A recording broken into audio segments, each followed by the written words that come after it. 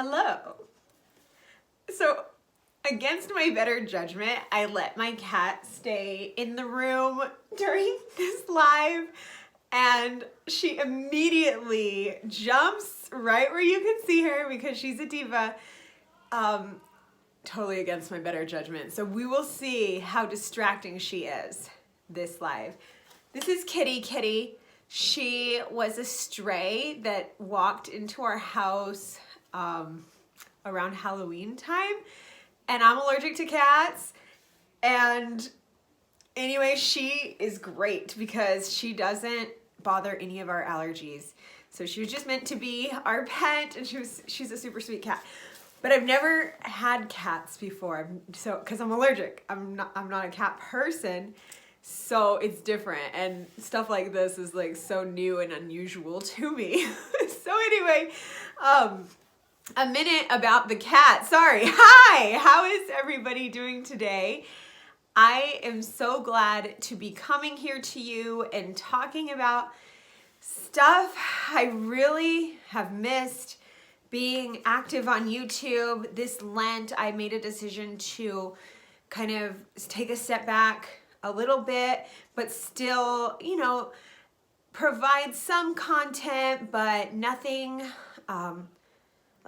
like I was doing before. And so I'm really glad to be just doing a little live stream here because I feel like I haven't given my community any love, and I just wanted to say hello and give a few updates and talk about a few things that will be coming after Easter and share a little bit about what's been going on with us for Lent. And if you're just joining us, hi, and that's Kitty. She's probably gonna distract us this whole live. So I just went on about that for a minute. She's a bad kitty. Okay, so I wanted to talk about inappropriate things that people say when you're pregnant. And please, if you're watching right now, please chime in on the chat box because this is a real thing. People lose their manners around pregnant women. And I used to take this differently than I do now. First pregnancy versus this is the sixth pregnancy. I take it really different now, and I'll talk about that in a little while. But I'm getting ahead of myself. Let's talk about some of the bad things people say and what we can do about that.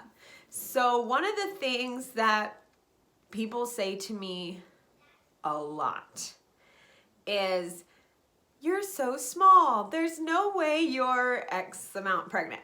That's something people say a lot, and they mean really well when they say this. But at first I was really offended by this because I have always struggled to gain weight in pregnancies.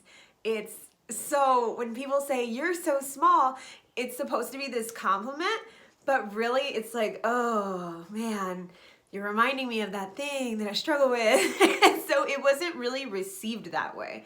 And I think it goes the other way too. Like some people would say, "Wow, you're huge," or, and you're dealing with gestational diabetes. Like you just don't know what the pregnant woman is dealing with. So talking about how big or small she is compared to like the idea of a pregnant woman, it's not appropriate.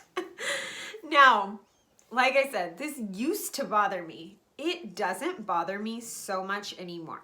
And this is why.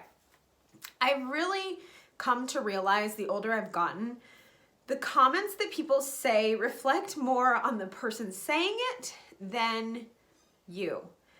If it's a perfect stranger, they don't even know you, chances are they're just trying to make conversation or be friendly, or, they just talk a lot. I don't know, but it reflects more on them than you. And so I remember that. And also, and I'll get into this with the next comment that people say all the time, you kind of have to turn it around. Like, is this coming from a place of brokenness in this person where they're struggling with something, and so it's making them think about that? Okay, so the next comment and example is people say, what do they say? Oh, I'm losing my train of thought because I'm pregnant and I have pregnancy brain. I wrote it down though. Oh yeah. So this one is, and are you done having kids yet? Like, this is it, right? You're done. You're finished. I mean, you have your hands full, like, you know. And I only have 3 living children here, and this is our 4th child. But already, I can feel like we're totally countercultural. We don't have the 2.5 kids. You know, we've exceeded that. And all of a sudden, we've become a burden on the earth or whatever. Like, it's just this whole shift in attitude when people see you. Now, it's helpful when your children are behaving wonderfully, but there's those times like at the grocery store and you're having meltdown mode. And people say stuff like, oh, you have your hands full, or, you know, oh, is that a girl? You're done after that, right? You know, they say stuff like that, and it's so annoying. But again, back to, where does this come from in this person? Either, you know, they've been there too. Maybe they have 8 kids. I don't know. And, you know, they're remembering like, oh, I remember those days. Or maybe they're a little bugged because they haven't had their peace and quiet for the day and they just need to like say something. Or again, maybe they don't know what to say and they're just talking. So I think just remembering, where is this comment coming from? Is it a place of brokenness, or, you know, what does it say about the person? And then taking that to the next step, you know, there's a person that I knew in my life that was kind of always having attitude, like whenever I was pregnant. And I really just didn't understand that. Like, she's like, oh, da da da da. Like, she kind of had a negative vibe. And I didn't really understand that. Well, come to find out later, this person was dealing with infertility. So it's not so much about me being pregnant so much as she was dealing with stuff. And so if we can just really remember that as people are saying ridiculous stuff to us, that it's not about you, it's about them. And then as Christians, like, what can we do to bring Jesus to that person now that we have that insight? I think that's the best thing that can be done. And maybe pregnancy is an opportunity to get, what's the word for it? Like, you get more closeness, you get more insight into this person, because people are more open with pregnant women, that perfect strangers talk to you about their days as a mom or whatever, you know. So maybe this is an opportunity for us. So I've been trying to be open to that, and just to minister to different types of, not minister, to give witness to different types of families. You know, the family that is open to life is a legitimate type of family, and that even though it's countercultural. And I think if we can joyfully witness to that, that's great. That's just even better. So yesterday when I was, I got a comment like, so that's it. And I got that comment so many times because 3 boys and now I got my girl. So shop's closed, right? We should be good, right? But, you know, I don't know how to answer this. So if you have a clever response, please let me know. But I just want to give witness to, no, it's not it. Like, it may be, it may not be, and we're open to God's will. Like, but I want to say that in like a cool way that really witnesses to the whole idea of being open to life. Does that make sense? So yeah, those are some inappropriate things people say. Another thing, like, people want to touch you and see your belly and just do all these things. That's not appropriate either. But I think if we have personal boundaries, like we have, this is what I'm comfortable with, and this is like what I guess, I don't know how to say this. Like, what I'm saying is that you can tell somebody, please, I prefer you not to touch my belly, thank you. Or, you know, if you're comfortable with that, like, it's fine. I don't care usually if people touch my belly, but sometimes it's weird. When it's weird, feel free to be like, no, thank you. No, thank you. Okay. So there you go. There's my rant on inappropriate things people say when they're pregnant. I'm going to move on to a couple of channel updates, pregnancy updates, life updates, Lent updates. So just a few updates here. Thanks for watching about these inappropriate things. Let's move on. Okay, so as I mentioned in the comments about what people say, you look small. Weight gain. So that's something that I've been working on right now. I am measuring correctly, but I'm still like, you're supposed to be like on, like when they measure from there to there, your, what is it called? Fundus? I don't know. I forgot what they called it. But you're supposed to measure the amount of weeks you are plus or minus a week. I'm always minus a week. And so, and I have always been that way with all my pregnancies. So I kind of would like to be on the week or even above because I have a goal to make a healthy sized baby. I've mentioned this so many times on these lives. My babies are very, very small. And then at the beginning, they have breastfeeding issues because of tongue and lip tie issues. So to have a baby that's already 5 pounds, you don't have much to go down from 5 pounds, right? So my hope is to maybe go to 7 to 8 pound baby. And then if and when there are issues, it just gives a little more peace of mind. But, so that's the goal. In order to do that, I need to be consuming calories. I need to be,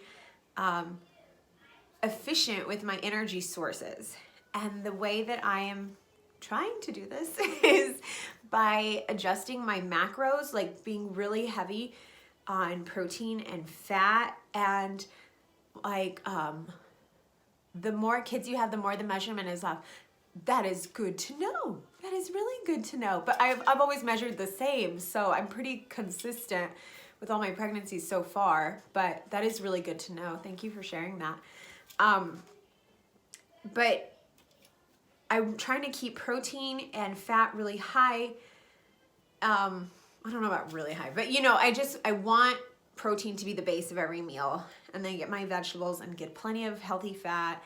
What I'm doing, like if I'm having toast, like I'm going to town with the butter just because I can. And healthy fats, of course, like avocado and olive oil and good stuff. And trying not to, what I tend to do is when I'm hungry, I grab an apple or like some carrot sticks, which is fine, but I need to add like an apple and almond butter or carrot sticks and Greek yogurt. Like I really have to add more protein and more fat. And that's what I'm working on. And again, people are like, what does it matter? Like what size your baby is? You're going to have your healthy baby. And I agree to an extent, but I really, it's my goal just to make this a chunky little girl. Well, I don't know if I could do it. My babies are tiny. Okay. And then, but yeah, finding that balance, because working out burns calories, and I love to work out. I have to work out to keep my sanity. So kind of not pushing myself as hard, you know, making sure I can talk through workouts versus what I tend to do is just like go to all out exhaustion burnout level. And I'm trying not to go there. Trying. But, so just, you know, balancing, or if I do go there, which I went there last week, I took this like 2-hour Zumba class. I only got there an hour and a half, but it was really intense. And afterward, I ate this huge meal, just like so much food. But yeah. Okay, so weight gain, and that's basically the thing with my pregnancy right now. The biggest update is I'm working on the weight gain. Baby girl is doing great. We saw her on the ultrasound. I just realized this is my first live since I announced that we're having a girl. So I haven't even talked about my feelings on that, but yeah, we saw it was a girl and I literally started crying because I don't know why. The emotion really caught me off guard. This is our first girl after 3 boys and 2 losses. So I don't know, like it just hit me. The emotions just started flowing and I couldn't stop. And I'm telling the sonographer, I don't even know where this is coming from. I'm so sorry. I got really emotional. And then I saw my midwives just a little bit afterward. And I had already pulled myself together. And I just saw them. I'm like, I'm gonna make a girl. And I just started crying again. I don't know where it's coming from. But I think I was really happy. I would have been happy if it was a boy too. Maybe I'd have bawled my eyes out. It's a boy. I don't know. It's just really special. Let's see. Okay. So moving on. Channel and Lent and all that. So this Lent, my goal was to make a whole bunch of prayer videos for you guys. I was hoping to do 1 a week at least. That was a lot more difficult than I realized it would be. I'm thinking prayer videos are going to be easier than normal videos. Not really, because my house is so loud, and it has been so loud recently, especially. My husband is a musician, and I don't know what I'm thinking when I think, oh, I'm gonna get this quiet time. There's no quiet time in this house at all.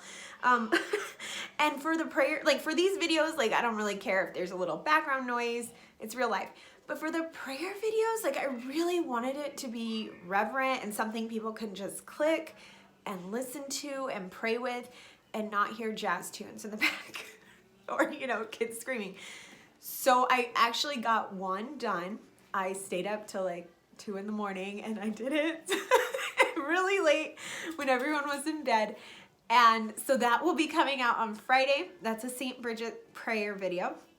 And I did a divine, I did a Divine Mercy chaplet song. And we recorded that. But I decided to save that one till Divine Mercy Sunday. So that will be coming too. So I'm sorry that it wasn't as consistent as I would have hoped, but I do want you to know I haven't forgotten about you guys, and I am working on it just much more slowly than I would have liked. Okay, yeah, so that's that. And then last, I am working on a homemaker bundle for the Etsy shop. So it's a printables to help with homemaking. I'm really excited about it, and I'll be giving a few of those away for free around Easter time, so keep a lookout for that giveaway. And one of the printables, I'll just give you a little preview, is this, you can't see that at all, too much light, there we go. It's a to-do today. It's a daily page where you can have your to-do list, and I divide it up into 3 sections, because we all have this in our lives. We have the things that are really important, and then the things that we really have to do it, but that's not the really important stuff in our life. So this is important and goal-oriented. What is the next action on the thing that's super important to you? And then there's urgent and expiring. So this has to be done really quick, like pay your taxes, all this stuff.